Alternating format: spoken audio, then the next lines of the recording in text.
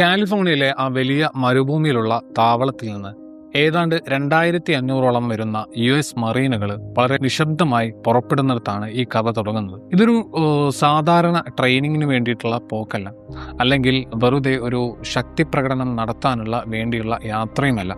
മറിച്ച് മിഡിൽ ഈസ്റ്റിൽ നടക്കാൻ പോകുന്ന ഒരു യുദ്ധത്തിന് വേണ്ടിയിട്ടുള്ള യഥാർത്ഥ കോമ്പാക്ട് മിഷൻ തന്നെയാണിത്. സാധാരണ ഇത്തരം കാര്യങ്ങൾ നടക്കുമ്പോൾ വലിയ പ്രസംഗങ്ങളോ അല്ലെങ്കിൽ യുദ്ധം പ്രഖ്യാപിച്ചുകൊണ്ടുള്ള അറിയിപ്പുകളോ ഒക്കെ ഉണ്ടാവാറുണ്ട്. പക്ഷേ ഇവിടെ അതൊന്നുമില്ല. വളരെ കുറഞ്ഞ വാക്കുകളിൽ ഒരു പെന്റഗൺ ഒഫീഷ്യൽ വാൾസ്ട്രീറ്റ് ജേർണലിന് നൽകിയ ഒരു ചെറിയ വിവരം മാത്രമാണ് നമുക്ക് മുന്നിലുള്ളത്. പക്ഷേ വാഷിങ്ടൺ എങ്ങനെയാണ് സംസാരിക്കുന്നത് എന്ന് അറിയാവുന്നവർക്ക്, അതായത് കാര്യങ്ങൾ തുറന്നു പറയാതെ തന്നെ ചില സൂചനകൾ നൽകുന്ന അവരുടെ ആ രീതി മനസ്സിലാകുന്നവർക്ക് ഈ ഒരു അനൗൺസ്മെന്റ് തന്നെ ധാരാളമായിരുന്നു. എന്തോ ഒരു വലിയ നീക്കം അവിടെ നടക്കുന്നുണ്ടെന്നും ലോകത്തെ വലിയ ഡിഫൻസ് അനലിസ്റ്റുകളൊക്കെ തന്നെ ഇപ്പോൾ വളരെ ജാഗ്രതയോടെയാണ് ഇതിനെ നോക്കി കാണുന്നത് എന്നും നമുക്ക് മനസ്സിലാക്കാം. ഒരു അമേരിക്കൻ മറീൻ എക്സ്പെഡിഷണറി യൂണിറ്റ് എന്ന് പറഞ്ഞാൽ അത് വെറും ഒരു പറ്റം സൈനികർ മാത്രമല്ല, അതൊരു കംപ്ലീറ്റ് മിനിയേച്ചർ ആർമിയാണ്. അതായത് 2500ഓളം ആളുകൾ അടങ്ങുന്ന, സ്വന്തമായിട്ട് വിമാനങ്ങളും ഇന്ധനവും ആയുധങ്ങളും ഒക്കെയുള്ള ഒരു ചെറിയ സൈന്യം. ആഴ്ചകളോളം മറ്റാരുടെയും സഹായമില്ലാതെ തനിയെ യുദ്ധം ചെയ്യാൻ ഇവർക്ക് കഴിയും. ഇത്തരത്തിലുള്ള ഒരു യൂണിറ്റ് നീങ്ങുന്നു എന്ന് പറഞ്ഞാൽ അതിൻ്റെ അർത്ഥം വളരെ ഗൗരവമായിട്ടുള്ള എന്തോ ഒന്നവിടെ സംഭവിക്കാൻ പോകുന്നു എന്നുള്ളത് തന്നെയാണ്. സാധാരണയായിട്ട് ഒരു യുദ്ധഭൂമിയിലേക്ക് ആദ്യം ഇറങ്ങിച്ചെല്ലുന്നത് ഇവരായിരിക്കും. ഒരു ലാൻഡിംഗ് സോൺ പിടിച്ചെടുക്കുക, ശത്രുക്കളുടെ ആക്രമണത്തിന് ഇടയിലും അത് വിട്ടുകൊടുക്കാതെ കാത്തു സൂക്ഷിക്കുക, എന്നിട്ട് പിന്നാലെ വരുന്ന വലിയ സൈന്യത്തിന് വേണ്ട സൗകര്യങ്ങൾ ഒരുക്കുക. ഇതാണ് ഇവരുടെ പ്രധാന പണി. ശരിക്കും പറഞ്ഞാൽ ബാക്കിയുള്ള സൈനികർക്ക് കടന്നു വരാനുള്ള വാതിൽ തുറക്കുന്നത് ഇവരാണ്. കാലിഫോർണിയയിലെ ആ മരുഭൂമിയിലുള്ള ഇവരുടെ ട്രെയിനിങ് ബേസിനെ കുറിച്ച് പറയുകയാണെങ്കിൽ അവിടെ അവർ പഠിക്കുന്നത് ഒരേയൊരു കാര്യമാണ്, അത് ഡെസേർട്ട് വാർഫെയർ ആണ്. അത്യുഷ്ണവും മണൽക്കാറ്റും കഠിനമായുള്ള ചൂടും ഒക്കെയുള്ള ഇടങ്ങളിൽ എങ്ങനെ യുദ്ധം ചെയ്യാം എന്നതാണ് അവരുടെ സ്പെഷ്യാലിറ്റി. ഇത്തരത്തിലുള്ള സാഹചര്യം ലോകത്ത് ഒരിടത്താണ് പ്രധാനമായിട്ടും ഉള്ളത്. അത് ഇറാനും ഗൾഫ് മേഖലയുമാണ്. ഇതൊരു സന്ദേശം നൽകാൻ വേണ്ടിയുള്ള നീക്കമാണെങ്കിൽ അത് നൽകിയിരിക്കുന്നത് സ്ഥാപനങ്ങളുടെ ഭാഷയിലാണ്, അല്ലാതെ സാധാരണ ഇംഗ്ലീഷിലല്ല. പെന്റഗൺ ഈ വാർത്ത അബദ്ധത്തിൽ പുറത്തുവിട്ടതല്ല, അവരത് കൃത്യമായിട്ട് വാൾസ്ട്രീറ്റ് ജേർണലിന് തന്നെ നൽകുകയായിരുന്നു. ഇതൊരു വിസിൽ ബ്ലോവർ സ്റ്റോറിയല്ല, മറിച്ച് വളരെ ബോധപൂർവം നൽകിയ ഒരു സിഗ്നലാണ്. ഒരേ സമയം പല രാജ്യങ്ങളുടെയും പ്രതികരണങ്ങളെ സ്വാധീനിക്കാൻ വേണ്ടി നടത്തിയ ഒരു നീക്കം. വാഷിങ്ടണിൻ്റെ ഉള്ളിൽ ഇത്തരത്തിലുള്ള നീക്കങ്ങളെ ഒരു കൊറിയോഗ്രാഫി പോലെയാണ് അവർ കാണുന്നത്. അമേരിക്കൻ ജനതയെ സംബന്ധിച്ച് നോക്കുകയാണെങ്കിൽ ഇറാൻ നടത്തിയ മിസൈൽ ആക്രമണങ്ങൾക്ക് ശേഷവും US ഗവൺമെൻറ് പിന്നോട്ട് പോയിട്ടില്ലെന്നും അവർ ശക്തിയോടെ തന്നെ പ്രതികരിക്കുന്നുണ്ടെന്നും വോട്ടർമാരോട് പറയാൻ ഇതിലൂടെ സാധിക്കുന്നു. ഇനി യൂറോപ്പിലെയും ഗൾഫിലെയും അമേരിക്കയുടെ സഖ്യകക്ഷികളുടെ കാര്യം എടുത്താലേ അവരോട് പറയുന്നത് ഞങ്ങളിതിൽ പൂർണ്ണമായിട്ടും ഇറങ്ങി തിരിച്ചിരിക്കുകയാണ്, അതുകൊണ്ട് നിങ്ങൾ ഏത് പക്ഷത്താണെന്ന് ഇപ്പോൾ തന്നെ തീരുമാനിച്ചോ എന്നാണ്. ഇറാനോട് പറയാനുള്ളത് വളരെ വ്യക്തമായിട്ടുള്ള ഒരു കാര്യമാണ്. ഇതാണ് അടുത്തതായിട്ട് വരാൻ പോകുന്നത്. ടെഹ്റാൻ ഇതിനെ ഒരു മുന്നറിയിപ്പായിട്ട് കാണുമോ അതൊരു വെല്ലുവിളിയായിട്ട് കാണുമോ എന്നത് വേറെ തന്നെ കാര്യമാണ്. ഇനി ഈ മറീനുകൾ പോകാൻ പോകുന്ന യുദ്ധഭൂമിയെക്കുറിച്ച് നമുക്കൊന്ന് സംസാരിക്കാം. പേപ്പറിലെ കണക്കുകൾ നോക്കുകയാണെങ്കിൽ കഴിഞ്ഞ കുറെ പതിറ്റാണ്ടുകൾക്കിടയിൽ US സൈന്യം നേരിട്ടിട്ടുള്ളതിൽ വെച്ചിട്ട് ഏറ്റവും അപകടകരമായിട്ടുള്ള ഒരു സാഹചര്യം തന്നെയാണത്.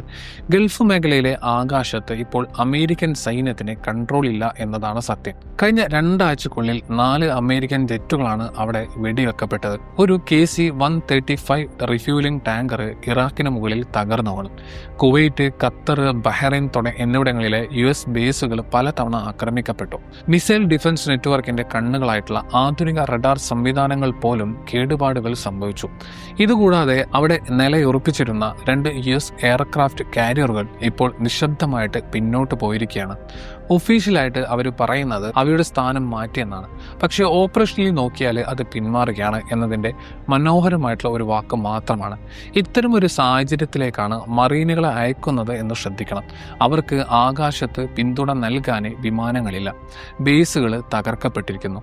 കടൽ മാർഗങ്ങളിൽ മൈനുകൾ വിതറിയിരിക്കുന്നു. ഇതിനെല്ലാം പുറമെ വർഷങ്ങളായിട്ട് ഇത്തരമൊരു ലാൻഡിംഗ് പ്രതീക്ഷിച്ച് തയ്യാറെടുത്തിരിക്കുന്ന ഒരു ശത്രുവും അവർക്ക് മുന്നിലുണ്ട്. ഇറാന് ഇതിനോട് ഉടനടി പ്രതികരിക്കുകയും ചെയ്തു. അവർ പറഞ്ഞത് ശരി, ഞങ്ങൾ തയ്യാറാണ് എന്നാണ്. അത് വെറുമൊരു വീരവാദം മാത്രമായിരുന്നില്ല. ഇറാന്റെ മുഴുവൻ ഡിഫൻസ് സ്ട്രാറ്റജിയും ഇത്തരമൊരു നിമിഷത്തിന് വേണ്ടിയുള്ളതാണ്. അതായത് അമേരിക്ക കടൽ മാർഗം ഒരു ആക്രമണം നടത്തിയാൽ അത് എത്രത്തോളം വേദനാജനകമാകാം എന്നതിലാണ് അവർ ശ്രദ്ധ കേന്ദ്രീകരിച്ചിരിക്കുന്നത്. കടലിലെ ഓരോ മൈനുകളും ഒളിപ്പിച്ചു വെച്ചിരിക്കുന്ന മിസൈൽ കേന്ദ്രങ്ങളും ഡ്രോൺ കൂട്ടങ്ങളും എല്ലാം നിർമ്മിച്ചിരിക്കുന്നത് ഒരൊറ്റ കാര്യത്തിനാണ്: അമേരിക്കൻ സൈന്യം ഇറാന്റെ മണ്ണിൽ തൊടുന്നതിന് മുമ്പ് തന്നെ അവരുടെ രക്തം ഒഴുക്കുക. പതിറ്റാണ്ടുകളായിട്ട് അവർ ഇതിനു വേണ്ടിയിട്ടാണ് ഡിസൈൻ ചെയ്തിരിക്കുന്നത്. അതേസമയം വാഷിംഗ്ടണിൽ ഭരണകൂടം ഇതിനെയൊരു മൾട്ടിനാഷണൽ എഫേർട്ടാക്കി മാറ്റാൻ ശ്രമിക്കുന്നുണ്ട്. ഹോർമുസ് കടലിടുക്കിലൂടെയുള്ള കപ്പൽ യാത്ര സുഗമമാക്കാൻ സഹായിക്കണമെന്ന് ആവശ്യപ്പെട്ട് president China, France, Japan, south Korea, United kingdom തുടങ്ങിയ രാജ്യങ്ങളെ വിളിച്ചു. കേൾക്കുമ്പോൾ ഇതൊരു ടീം വർക്ക് പോലെ തോന്നാം. പക്ഷേ പ്രശ്നം എന്താണെന്ന് വെച്ചാൽ ആ രാജ്യങ്ങളിൽ ഒന്നുപോലും ഈ ആവശ്യത്തിന് സമ്മതം പറഞ്ഞില്ല എന്നുള്ളതാണ്. ഒരാൾ പോലും മുന്നോട്ട് വന്നില്ല. അമേരിക്കയുടെ സ്ഥിരം സഖ്യകക്ഷികൾ പോലും ഇതിൽ നിന്ന് അകലം പാലിച്ചു എന്നുള്ളതാണ്. ഗൾഫ് രാജ്യങ്ങൾ ഇത്തരം ആക്രമണ നീക്കങ്ങളിൽ ചേരാൻ വിസമ്മതിച്ചു. ഫ്രാൻസ് ഒന്നും വേണ്ടിയില്ല. ബ്രിട്ടൻ ഒന്ന് മടിച്ചു നിന്നു. ചൈനയാട്ടെ അവരുടെ സ്റ്റൈലിൽ വളരെ സിമ്പിളായിട്ട് പറഞ്ഞു, ഉടൻ തന്നെ വെടിനിർത്തൽ വേണമെന്ന്. ഇന്റർനാഷണൽ ലാംഗ്വേജിൽ പറഞ്ഞാലേ ഞങ്ങൾ ഇതിലേക്കില്ല എന്ന് തന്നെയാണ് ഇതിനർത്ഥം. ചൈനയുടെ നിലപാടിന്റെ പിന്നിലുള്ള ആ തന്ത്രം വളരെ കൗതുകരമാണ്. അവർ അമേരിക്കയെ നേരിട്ട് വിമർശിച്ചില്ല, പക്ഷേ അവരുടെ സന്ദേശം വ്യക്തമായിരുന്നു: ഞങ്ങൾ ഈ മേഖലയിലുള്ള എല്ലാവരുടെയും സുഹൃത്തുക്കളാണ്. ഞങ്ങൾക്ക് സമാധാനമാണ് വേണ്ടത്. ഞങ്ങൾ കപ്പലുകൾ അയക്കില്ല. ശരിക്കും ഇതിൻ്റെ അർത്ഥം ഒരു യുദ്ധത്തിൽ പങ്കുചേരുന്നതിനേക്കാൾ നല്ലത് നിഷ്പക്ഷമായിട്ട് നിൽക്കുന്നതാണെന്ന് ചൈന തീരുമാനിച്ചു എന്നാണ്. ആ യുദ്ധം അവർ തുടങ്ങിയതല്ല. അതുകൊണ്ട് തന്നെ അവർക്ക് ആവശ്യമായ എനർജി തടസ്സമില്ലാതെ കിട്ടാനാണ് അവർ ആഗ്രഹിക്കുന്നത്. ഈ വിസമ്മതം വെറും കപ്പലുകളെക്കുറിച്ച് മാത്രമല്ല, മറിച്ച് ഈ നീക്കത്തിന്റെ നിയമസാധുതയെക്കുറിച്ച് കൂടിയാണ്. ചൈനയുടെയോ ഗൾഫ് രാജ്യങ്ങളുടെയോ പിന്തുണയില്ലാതെ ഇത്തരം സൈനിക നീക്കങ്ങൾക്ക് അന്താരാഷ്ട്ര തലത്തിൽ ഒരു അംഗീകാരം നേടിക്കൊടുക്കാൻ വാഷിംഗ്ടണിന് കഴിയില്ല. ചുരുക്കത്തിൽ അവർ ഒറ്റക്കാണ് ഇതിലേക്ക് പോകുന്നത്. ഇനി നമുക്ക് ഹോർമുസ് കടലിടുക്കിനെ കുറിച്ച് പറയാം. ലോകത്തെ മൊത്തം എണ്ണയുടെ ഏതാണ്ട് 20% കടന്നു പോകുന്ന ആ ചെറിയ പ്രദേശം അത് പൂർണ്ണമായും അടച്ചിട്ടില്ല. കുറഞ്ഞപക്ഷം ഒഫീഷ്യലായിട്ടെങ്കിലും കടലുക്ക് തുറന്നു കിടക്കുകയാണെന്ന് ഇറാൻ പറയുന്നുണ്ട്.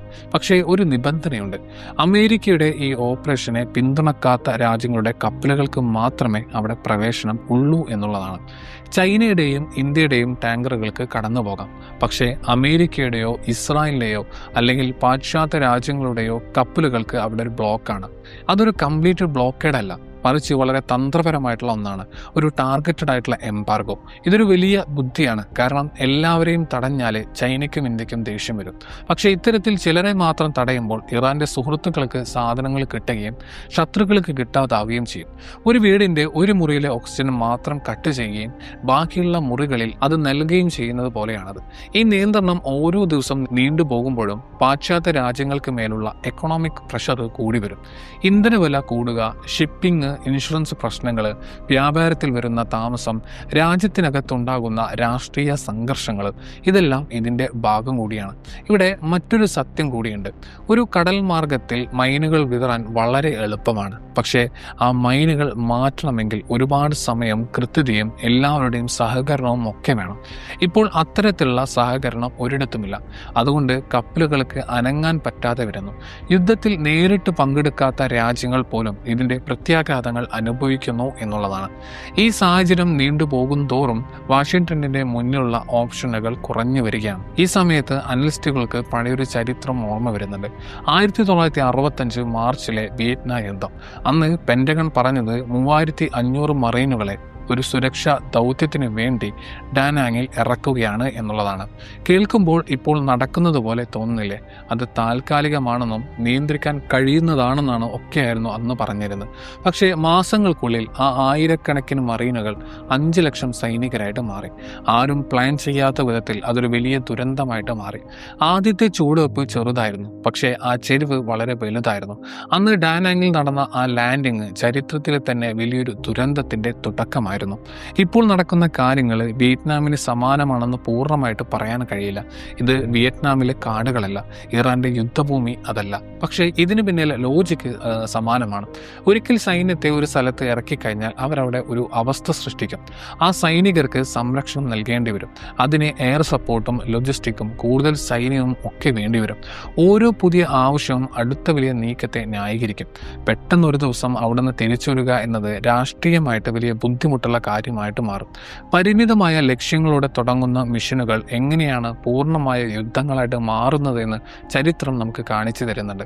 1965 മറീനുകൾ അവിടെ ഇറങ്ങുമ്പോൾ ആകാശത്ത് അമേരിക്കയ്ക്ക് നല്ല കൺട്രോൾ ഉണ്ടായിരുന്നു. പക്ഷേ ഇന്ന് അതല്ല അവസ്ഥ. അന്ന് സപ്ലൈ ലൈനുകളും ബേസുകളും സുരക്ഷിതമായിരുന്നു. ഇന്ന് അവയെല്ലാം ആക്രമിക്കപ്പെട്ടുകൊണ്ടിരിക്കുന്നു. അതുകൊണ്ടാണ് ഈ സൈനിക നീക്കത്തെ ആളുകൾ ഇത്രയധികം ശ്രദ്ധിക്കുന്നത്. വിയറ്റ്നാം യുദ്ധത്തിൻ്റെ തുടക്കത്തിലേതിനേക്കാൾ മോശമായിട്ടുള്ളൊരു സാഹചര്യത്തിലേക്കാണ് ഇവരിപ്പോൾ ഇറങ്ങുന്നത്. പെൻറ്റഗണിൻ്റെ സ്വന്തം ലോജിസ്റ്റിക് മോഡലുകൾ പോലും ഇതിനെ വളരെ റിസ്ക് ഉള്ള ഒന്നായിട്ടാണ് കാണുന്നത്. അവിടുത്തെ സാഹചര്യം ഓരോ നിമിഷവും മോശമായി കൊണ്ടിരിക്കുകയാണ്. ഈ സംഘർഷം തുടങ്ങി വെറും 16 ദിവസത്തിനുള്ളിൽ ഇറാന്റെ സൈനിക പ്രകടനം എല്ലാ മുൻവിധികളെയും തെറ്റിച്ചു കഴിഞ്ഞു. അമേരിക്കയോ ഇസ്രായേലോ ആക്രമിച്ചാൽ 48 മണിക്കൂറിനുള്ളിൽ ഇറാന്റെ ശക്തി ഇല്ലാതാകും എന്നായിരുന്നു പല അനലിസ്റ്റുകളും പറഞ്ഞിരുന്നത്. പക്ഷേ 2 ആഴ്ച കഴിഞ്ഞിട്ടും ഇറാൻ തളരുന്നില്ല എന്ന് മാത്രമല്ല, അവർ കൂടുതൽ ശക്തിയോടെ തിരിച്ചടിക്കുകയാണ് ചെയ്യുന്നത്. വാഷിംഗ്ടണിനെ അസ്വസ്ഥമാകുന്ന ചില വസ്തുക്കൾ പറയാം. ഇസ്രായേലിലെ പ്രധാന ഇന്റർനാഷണൽ എയർപോർട്ട് തകർക്കപ്പെട്ടു കഴിഞ്ഞു. അമേരിക്കയുടെ 2 കാരിയർ ഗ്രൂപ്പുകൾ പിന്നോട്ട് പോയി. 19 അമേരിക്കൻ സൈനികർ കൊല്ലപ്പെട്ടു. 140 പേർക്ക് പരിക്കേറ്റു. ഒരു ടാങ്കർ വിമാനവും ഏതാനും ഫൈറ്റർ ജെറ്റുകളും നഷ്ടപ്പെട്ടു. കഴിഞ്ഞ പതിറ്റാണ്ടുകളിൽ നടന്ന ഓപ്പറേഷനുകളേക്കാൾ വലിയ നഷ്ടമാണ് ഈ 2 ആഴ്ച കൊണ്ടുണ്ടായത്. എല്ലാവരും വിശ്വസിച്ചിരുന്ന അയൺ ഡോമിന് പോലും ടെല്ലവീവിന് മുകളിലെ മിസൈലുകളെ തടയാൻ കഴിഞ്ഞില്ല. ഇറാന്റെ പുതിയ തരം ഹെവി മിസൈലുകൾ ആരും പ്രതീക്ഷിക്കാത്ത ദൂരങ്ങളിൽ ചെന്ന് പതിച്ചു. ഇസ്രായേലിനുള്ളിലെ പ്രധാന തീരുമാനങ്ങൾ എടുക്കുന്ന കേന്ദ്രങ്ങളെ പോലും അവർ ലക്ഷ്യം വെച്ചു. ഇതിനെല്ലാം പുറമെ ഇറാനും ഹിസ്ബുള്ളയും തമ്മിലുള്ള ആ ഒരു കോർഡിനേഷൻ വെസ്റ്റേൺ ഇന്റലിജൻസ് ഒട്ടും പ്രതീക്ഷിക്കാത്ത വിധം കൃത്യമായിരുന്നു. ഞങ്ങൾ കരസേനയെ നേരിടാൻ തയ്യാറാണ് എന്ന് ഇറാൻ പറഞ്ഞപ്പോൾ അത് വെറും ഒരു ഭീഷണി ആയിരുന്നില്ല. ആ വാചകം ഡിഫൻസ് ഗ്രൂപ്പുകളെ അല്പം പേടിപ്പിച്ചു എന്നതാണ് സത്യം. കാരണം അതിൽ വലിയൊരു വാസ്തവമുണ്ടെന്ന് അവർക്കറിയാം. അതുകൊണ്ട് ഇപ്പോൾ എല്ലാവരുടെയും മുന്നിലുള്ള ചോദ്യം ഇതാണ്: ഇത്രയും മോശമായിട്ടുള്ള ഒരു സാഹചര്യത്തിലേക്ക് 2500 മറീനുകളെ അയക്കുന്നതിൻ്റെ യഥാർത്ഥ ലക്ഷ്യം എന്താണ്, അല്ലെങ്കിൽ അതിൻ്റെ അർത്ഥം എന്താണ്? വ്യക്തമായ ഒരു സൈനിക ലക്ഷ്യം നേടാൻ വേണ്ടിയുള്ള ധീരമായിട്ടുള്ള നീക്കമാണോ ഇത്? അതോ കൈവിട്ടുപോയ ഒരു സാഹചര്യം എങ്ങനെയെങ്കിലും നിയന്ത്രണത്തിലാക്കാൻ വേണ്ടിയുള്ള ഒരു ശ്രമമാണോ? തന്ത്രപരമായിട്ടുള്ള തീരുമാനങ്ങൾ എടുക്കുമ്പോൾ ചരിത്രം വളരെ കർക്കശമായിട്ടായിരിക്കും നമ്മളെ വിലയിരുത്തുക. ഈ തീരുമാനത്തിൻ്റെ കാര്യത്തിലും അത് അങ്ങനെ തന്നെയായിരിക്കും. ഒരുപക്ഷെ ഈ മറീനുകളുടെ വരവ് ഒരു ശക്തി പ്രകടനമായിട്ട് മാറുകയും കൂടുതൽ കുഴപ്പങ്ങൾ ഉണ്ടാകാതെ തടയുകയും ചെയ്തേക്കാം. എന്നാൽ മറുവശത്ത് ഇതൊരു വലിയ യുദ്ധത്തിൻ്റെ വിത്തായിട്ട് മാറാനും സാധ്യതയുണ്ട്. അഭിമാനവും രാഷ്ട്രീയ കാരണങ്ങളും കാരണം തിരിച്ചു വരാൻ കഴിയാത്ത വിധത്തിൽ ഈ വലിയ കയത്തിലേക്ക് ഇത് അമേരിക്കയെ വലിച്ചയച്ചേക്കാം. ഈ യുദ്ധം തുടങ്ങി 16 ദിവസം പിന്നിടുമ്പോൾ ആകാശത്ത് കൺട്രോൾ ഇല്ലാത്ത, സഖ്യകക്ഷികളുടെ പിന്തുണ കുറയുന്ന, നയതന്ത്രപരമായി ഒറ്റപ്പെട്ട ഒരു സാഹചര്യത്തിലാണ് അമേരിക്ക നിൽക്കുന്നത്. ഇറാനാകട്ടെ കൂടുതൽ ആത്മവിശ്വാസത്തോടെയും കൃത്യമായിട്ടുള്ള പ്ലാനിങ്ങോടെയും മുന്നോട്ട് വരുന്നു. ഹോർമുസ് കടലിടുക്ക് ഒരു പ്രഷർ വാൽവ് പോലെ സാവധാനം പാശ്ചാത്യ രാജ്യങ്ങൾക്കെതിരെ തിരിഞ്ഞുകൊണ്ടിരിക്കുന്നു. ഇതിനിടയിൽ എവിടെയോ കാലിഫോർണിയയിലെ ആ മരുഭൂമിയിൽ ഒരു മറീൻ യൂണിറ്റിന്റെ വിമാന എഞ്ചിനുകൾ ചൂടായിക്കൊണ്ടിരിക്കുന്നുണ്ട്. ആ ശബ്ദം നമുക്ക് സങ്കല്പിക്കാൻ കഴിയും. നിശബ്ദമായിട്ടുള്ള ആ രാത്രിയിൽ ആകാശത്തേക്ക് ഉയരുന്ന ആ വിമാനങ്ങളുടെ ശബ്ദം. അവിടെ വലിയ തലക്കെട്ടുകളില്ല, ആർപ്പ് വിളികളില്ല. വളരെ നിശബ്ദമായിട്ടുള്ള ഒരു തുടക്കം മാത്രമാണിത്. ഇനി വരാൻ പോകുന്ന കാര്യങ്ങളെ ആശ്രയിച്ചിരിക്കും ലോകം ഈ നിമിഷത്തെ എങ്ങനെ ഓർക്കുമെന്നത്. ഒരുപക്ഷെ വളരെ ദീർഘകാലം ലോകം ഇത് ചർച്ച ചെയ്തേക്കാം.